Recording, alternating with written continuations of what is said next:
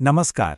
तो चलिए आज हम नेटवर्क सिमुलेशन की दिलचस्प दुनिया में चलते हैं और OMNI प्लस प्लस नाम के एक बहुत ही पावरफुल टूल को समझने की कोशिश करते हैं। तो चलिए सीधे मुद्दे की बात करते हैं। सोचिए, अगर हमें इंटरनेट को और बेहतर बनाना है तो हम नए आइडियाज को असल दुनिया में टेस्ट कैसे करें, वो भी बिना सब कुछ खराब किए। ये एक बहुत बड़ी चुनौती है और इसका जवाब ही आज हमारी चर्चा का मेन पॉइंट है। देखिए, हमारी पूरी डिजिटल जिंदगी कुछ ऐसे नियमों पर चलती है जो हमें दिखाई नहीं देते। हम जो भी ईमेल भेजते हैं, जो भी वीडियो कॉल करते हैं या कोई ऑनलाइन गेम खेलते हैं, इन सब के पीछे एक बहुत ही कॉम्प्लेक्स सिस्टम काम कर रहा होता है। इन्हीं नियमों को कहते हैं नेटवर्क प्रोटोकॉल।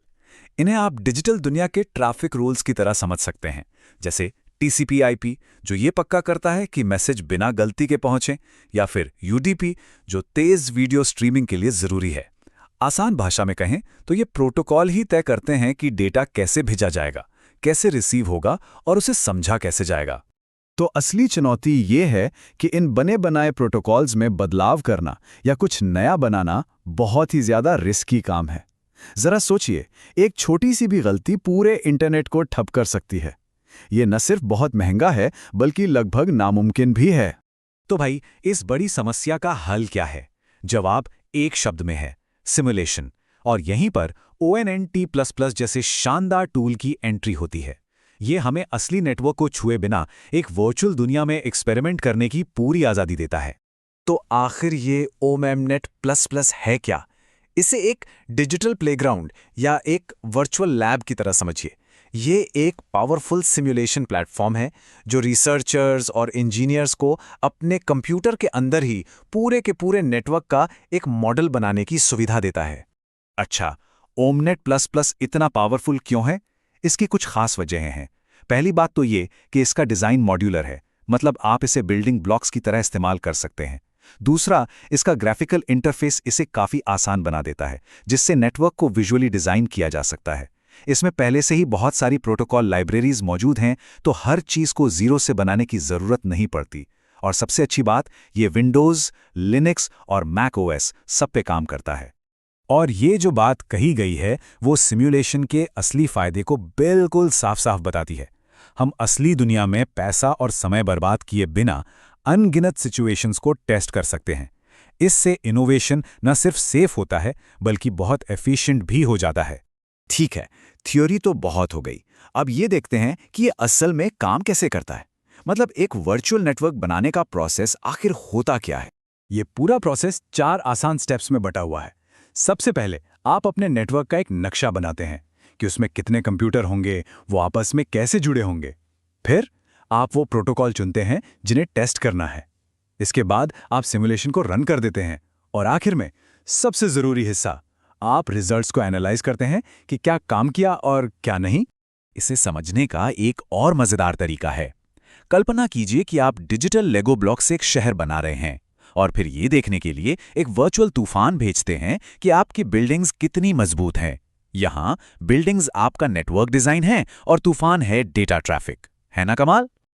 सिम्युलेशन चलाने के बाद इंजीनियर्स कुछ खास चीज़ों पर ध्यान देते हैं, जैसे कि थ्रूपुट यानी डेटा कितनी तेज़ी से फ्लो हो रहा है, डिले मतलब डेटा को अपनी मंजिल तक पहुंचने में कितना टाइम लग रहा है, और पैकेट लॉस यानी कितना डेटा बीच रास्ते में ही खो गया। यही नंबर्स बताते हैं कि उनका डिज़ाइन कितना कामयाब रहा। चलिए अब थ्योरी से आगे बढ़ते हैं और देखते हैं कि ये सब असल दुनिया में क्या असर डाल रहा है। OMNet+ का इस्तेमाल आखिर हो कहाँ रहा है? एक क्लासिक उदाहरण है TCP और UDP की तुलना। देखिए, TCP भरोसेमंद है, ये पक्का करता है कि हर पैकेट पहुंचे, ठीक एक रजिस्टर्ड चिट्ठी की तरह। वहीं UDP तेज है लेकिन गारंटी नहीं देता, जैसे कोई पोस्ट कार्ड।